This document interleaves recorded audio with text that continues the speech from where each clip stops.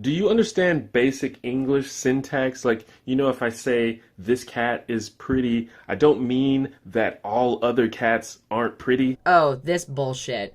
Black Lives Matter is much better than All Lives Matter, and All Lives Matter people are just shutting down Black Lives Matter. If one house is on fire, that doesn't change the fact that that house is a good house, but we need more help with this one. You know what? When you make this comparison, you're making it about the unfairness of it.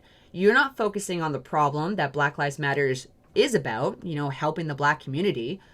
You were making it about how whites have it better. You're talking about how blacks don't have it better. Okay? Do you see that little shift there? This example is redirecting the solution to fixing a problem by making it personal. You are expressing to us that you are slightly racist and you slightly discriminate against all white people. Black Lives Matter groups are violent and they should not be tolerated, okay? And when people say all lives matter, it actually includes, guess what? Black lives.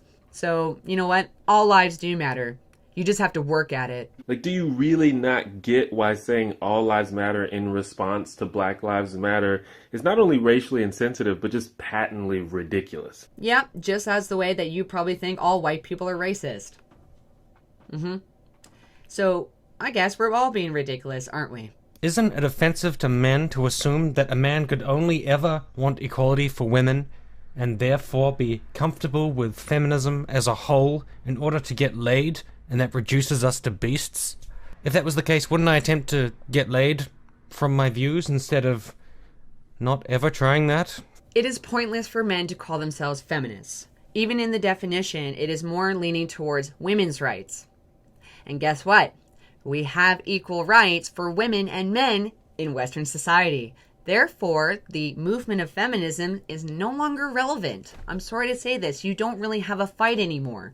Because you all have equal opportunity and equal legal rights. Like, what you're fighting against now is nitpicking stuff. It is, like, irrational stuff, some of it ridiculous, like manspreading and fart rape. Like, do you not even hear yourselves? The thing is that there are issues, real issues, such as domestic violence, which is normally reciprocal. Men are almost on par with being victims as that. Look up Erin Pitsey and her research on that. I'd suggest that. But, like, you ignore this again with the victim-oppressor narrative.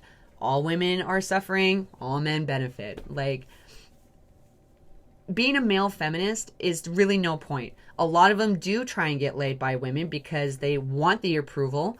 Men who actually internalize their own hatred for themselves, I think what it is.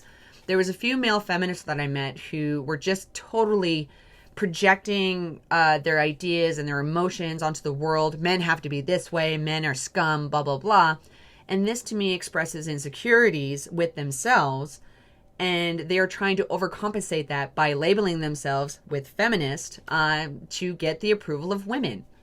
So I find that men need to support men in being men. All right. I value a good man who understands their flaws and understands their accomplishments and pursues their own happiness. When you do something for yourself versus doing something for the approval of somebody else, that should be a path that we all follow. Okay? I'm not here to impress any woman. I'm not here to impress any man. I now realize this because before I was very much a people pleaser and it was all about their happiness over mine. And then when I would give up so much of myself to my friends and family and I got nothing back, that like I would be depressed. I would hurt myself this way because I was expecting them to give me the same amount of love and respect back that I was giving them. Okay? So when you accommodate yourself to an ideology such as feminism, expecting all these results and it's still not happening, that's where you create a lot of problems and a lot of heartache, a lot of depression, suicide rates for some men. So they're associating this ideology and falling under this label in order to gain approval. And you know what? We don't need to get your approval, okay? You need to live your life, you need to empower yourself, and don't do it for any other person. Feminism, in general, is harming a lot more people's lives than it's doing good. It's uplifting a lot of women, which is good, but it is downplaying and totally ignoring male problems, and that to me is a problem. You feminists scream it's all about equality of the sexes, and yet men are struggling so much under this system that you completely ignore it. If you say you're an egalitarian, will you call out the man-hating slurs that you see coming from people within your community? People who use terms like cuck, beta male, faggot, or mangina? All of these things basically distill men down into thinking that the most important thing about them is to be having sex with a woman. That's rather offensive. So what are you doing to stop this kind of behavior in your community?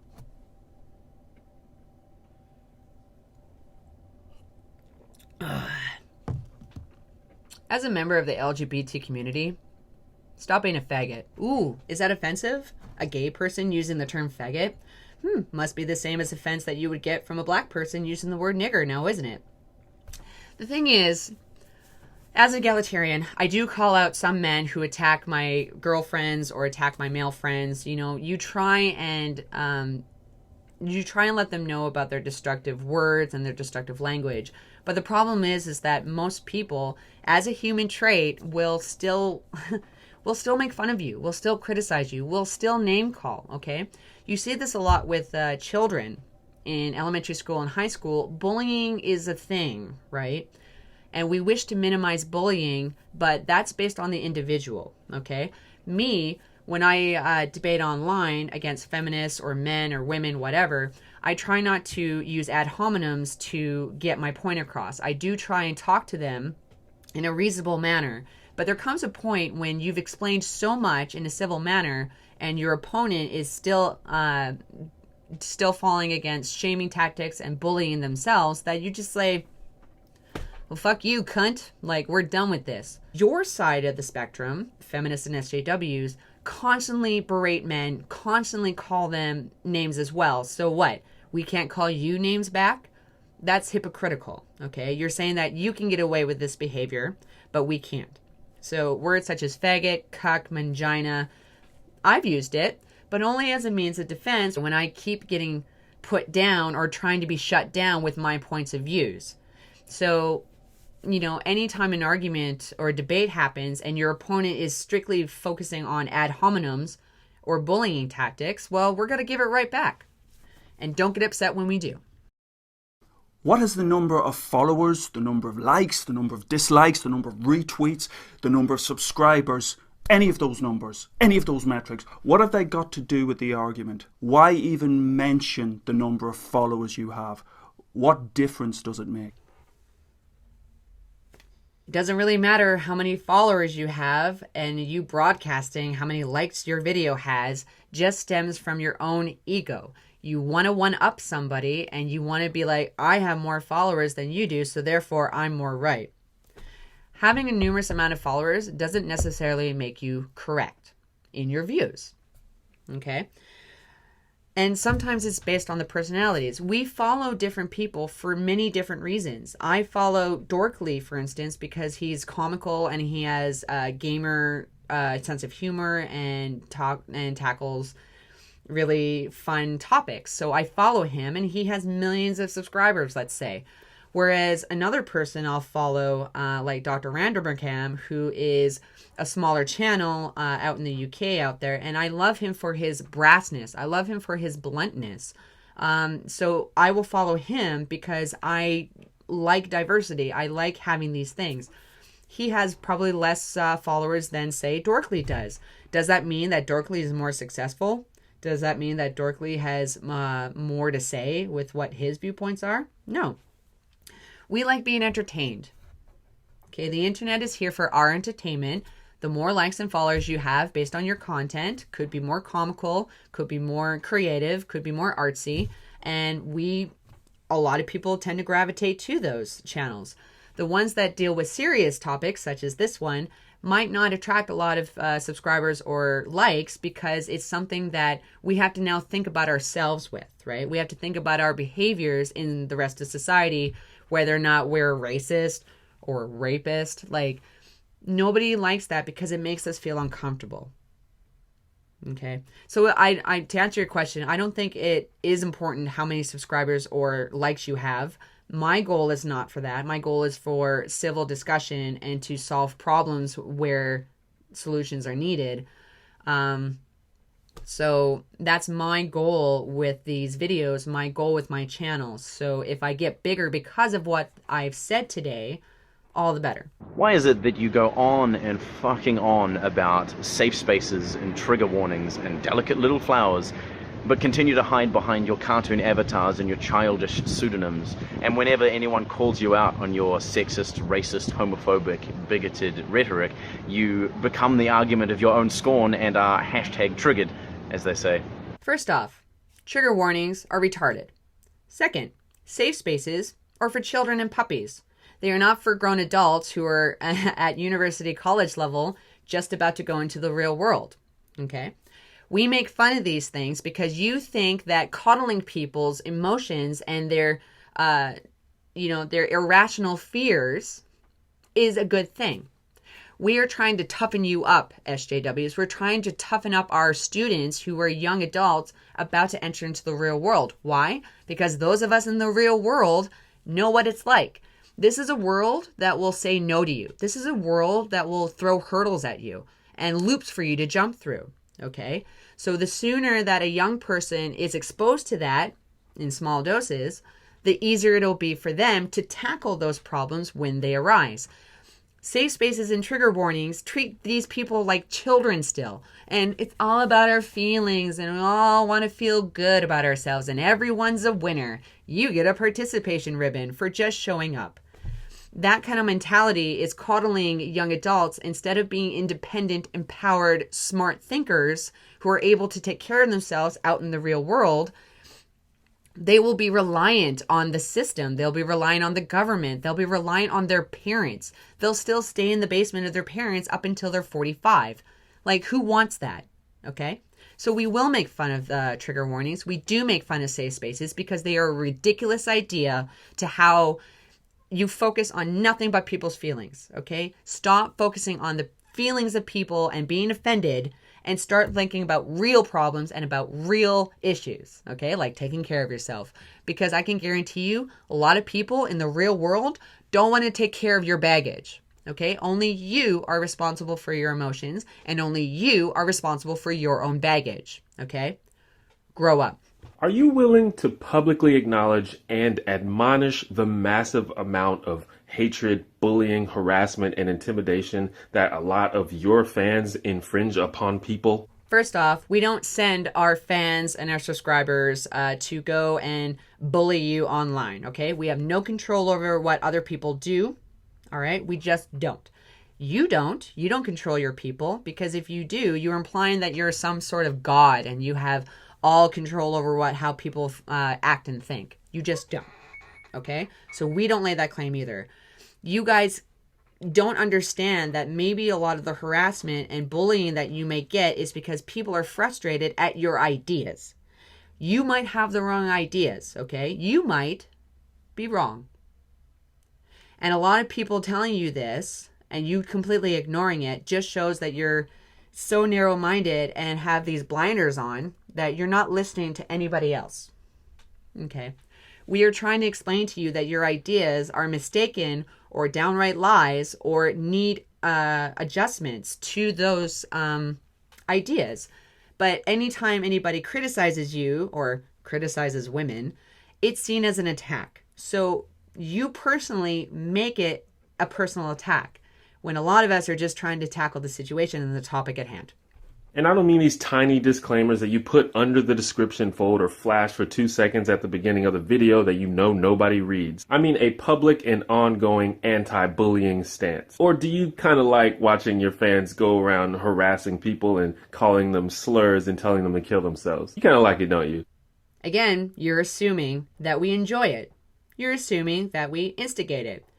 You assuming makes you kind of an ass, doesn't it? I mean, if that's your thing, and I guess that's just what you're into, just makes you a dick. So you get upset with people going to your channels and calling you mean names, and now here you are calling us a dick. Really think hard about what you just said. Do you understand the key importance of reproducibility and repeatability in scientific research?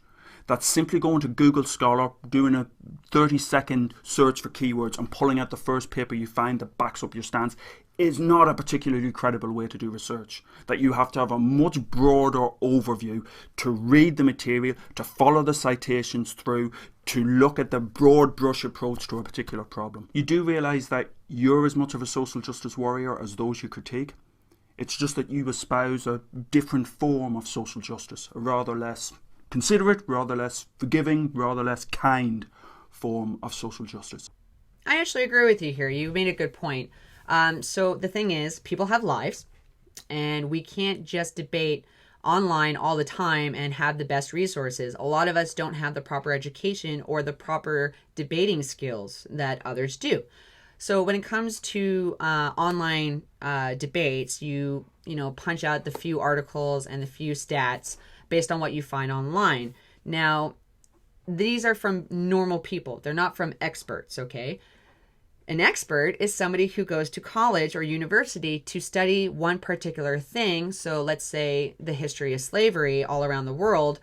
Somebody who goes to school for this and spends the money and the time dedicated to learning about the truth of that will have more resources to have a very good debate about versus the average Joe who has to work a 9-to-5 job and who does this on the side. So I'm guilty of this as well. I do try to get the best research that I can, but I don't necessarily have the time. But the thing is that with colleges and universities, our standards are being lowered by including trigger warnings and safe spaces, which you all feminists love so much. And you were making it more about feelings than you are about our brains. You're making it less about intelligence and good argumentative skills. Okay? If you coddle adults into children won't have the same knowledge in regards to serious topics as an adult would. So here's to answer your question. A lot of us do this online. We go to online sources because that's what we have accessibility to. Not everybody can get an education, buddy. All right? So you guys do it. We do it. Everybody does it. So it's just a matter of how smart and how resourceful your opponent is when it comes to debating an issue. If you identify as an egalitarian, then I'm interested in your take on the usefulness of the concept of the original position as laid out by John Rawls in his Theory of Justice. I'm going to have to look at that book. I haven't heard of it. In regards to original position, I'm assuming here that you're talking about the source of the argument or the source of the problem that needs a solution to. So in an egalitarian kind of way, let's say domestic violence is the original position or the root problem. So in order for us to tackle this, you need to look at all the information. So a lot of feminists and SJWs will focus mainly on women victims and ignoring male victims. If you look up Erin Pitsey and her history, I don't know if you know about her, she was the first person to start a women's refuge for women in battered domestic violence situations. But then when Erin Pitsey realized that it was almost reciprocal to the same exact levels where men were being victims of their female partners, she tried to open up a refugee for males, but other women, feminist women, overtook her research and shut her down and actually threatened her, and she had to leave the country.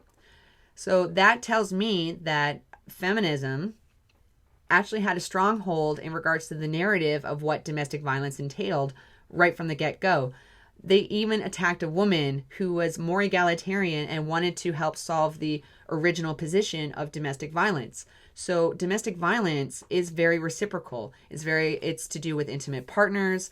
When it comes to stranger danger, men are more likely to be abused than women are, say on the streets or by random people. Whereas I will agree, there's a stronger emphasis on female victimhood in regards to intimate partner violence. But we are now seeing research where a lot of boys and men, husbands, fathers, sons are equally being abused by their female counterparts. So when MRAs and egalitarians come forward with this information, we get shut down a lot. Okay, so the original position is about reciprocal domestic violence. And then when we try to include male victims and showcase women who are the perpetrators, you all lose your minds and you shut us down and call us, rape apologists or victim blaming and all that jazz. So you cloud the original position when we are trying to bring more to talk about the original position itself. Sorry guys, my phone rang, so there was a slight interruption. As a supporter, as a proponent of freedom of speech, why do you want to quash academic freedom? If you're not familiar with the concept of academic freedom, it's worth, in the UK at least, looking up the 1988 Education Reform Act and seeing what that says about the rights of academics to put across unpopular opinions. We have no problem with freedom of speech. We have no problem with freedom of expression. In regards to university freedom of expression, like, give us your ideas. Yes, we are not shutting you down. If somebody wants to tackle a problem based off their angle in a more feministic way, they have the complete right to do that. But you need to fully support your stance and have it reviewed by other people, other academics and everything, so that we can determine if whether or not what you're saying is correct and not bullshit. We have a lot of people who are just being pushed through the education system when they don't have the intelligence level to come up with these really good concepts and these really good ideas. We're not shutting down people. We want to hear your ideas. It's just that once in a while, we'll determine that your ideas are shit. So, for example, the gender wage gap myth, that has been debunked numerous times. And if you explain it to people in a very common sense kind of way, they fall back on their feminist teachings that the 77 cents to a man's dollar bullshit. Like, you are being blind to our perspectives and our logical approach to it versus your emotional one. Women are paid the exact same as men in regards to career choices. They also have equal opportunities to pursue any job. So when we tell you this, that predominantly men take up harder career choices in life, more labor intensive, in extreme work conditions, whereas women tend to favor safer environments, things to do with the mind, healthcare, childcare. Like, these are safer work environments. So these jobs, which don't take a lot out of people, and the men who take up the more hazardous jobs, they work longer, they should be paid more. They will be paid more based off the type of jobs that they're attracted to, and women might get paid less for the jobs that they're attracted to. I mean, it doesn't stop women from joining the coal mines, does it? We have every opportunity for them to do so. It's just that a lot of women don't want to get their hands dirty. Why are you so obsessed with Anita Sarkeesian? Because she's a con artist. She is fucking making videos and shutting down commentary and shutting down peer reviews of her work, claiming that she's right. She is shutting down a lot of people who are proving her wrong, and she's taking your fucking money. So a lot of her ideas could be seen as a good thing, in regards to having more female characters of different body types, same thing for men. But her approach of it is very feministic and very silencing. She shuts down anybody who disagrees with her, and she just takes your money, and you are fools into just giving it to her. That's why we're upset with Anita Sarkeesian. Do you really think you can spend your entire life in a perpetual state of emotional immaturity? Do you actually imagine that you will be able to perpetuate your adolescence for your entire existence? Wait, didn't somebody else ask this one? Wait, I gotta... fuck. He's acting very childish. Just saying. This argument can be placed against anybody. I could say that you're acting like a child for this right here. You speaking about immaturity can just be a sign of your immaturity and you projecting your own insecurities. So stop making it about feelings, stop attacking your opponents, and maybe tackle the situation. Look, Anita, I'm sorry. I thought I could debunk these incredibly well-reasoned arguments, but it turns out that when there isn't any reasoning because they only read the first paragraph of the study, there isn't anything to debunk. Yeah, I know it's a huge shame, but I guess I've technically failed. I know, but you're going to have to cut these bits out of the video. Yeah, that's a shame. Oh well, good luck with it anyway. I love you too. This little, joke at the end is just not funny. You have brought nothing to this conversation, sir, so I'm just going to totally ignore you. Go outside, maybe get laid, and have a good life. Alright guys, there's my answers to the reasonable questions for anti-SJWs. I I came off as very civil with a little bit of my own flair for personality. Yeah, so let me know what you guys think about my answers. What about them? Do you think they had very serious questions? Did I have serious questions?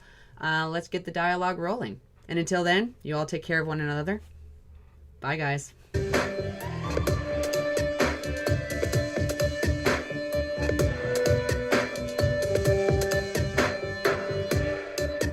I'm just dancing to this because it's a really cool tune.